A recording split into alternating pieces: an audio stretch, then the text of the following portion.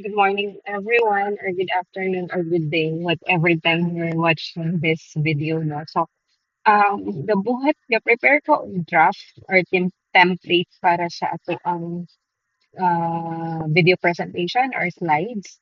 So, dili pa ni mao ang final design, mo lang ni ang flow.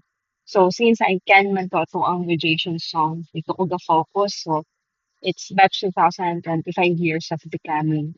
Tapos, we're going to post mga photos from classroom graduation, school events, and yearbook moments. So, din siya sa high school memories. Then, we're going to add life after 2000. So, snapshots of early adulthood, college, careers, families, and mga first na mga life event.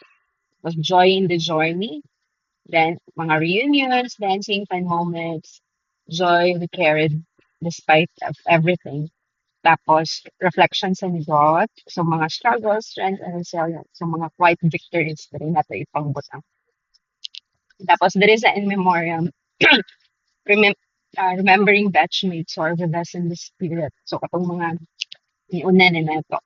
Tapos, there is celebration and now. So, mga happy pictures, mga present day reunions, and 25 years of friendship.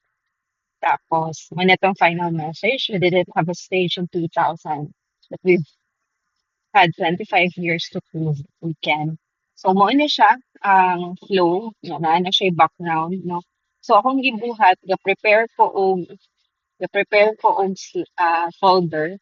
Ako ni siyang i-share sa atong mga parang focal or lead kada section. So, naa siya folder kada usa. Dili ninyo ipang example kaning 01 high school memories. So, dili ninyo ipang dump, ipang save tong mga pictures, mga class photos, mga mini graduation moments katong classroom na mga pictures, mga yearbook shots, tapos mga campus teachers and uniforms katong during high school na to.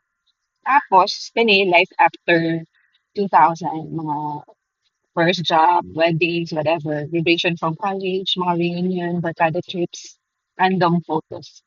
Tapos, there is join the journey pa diyan.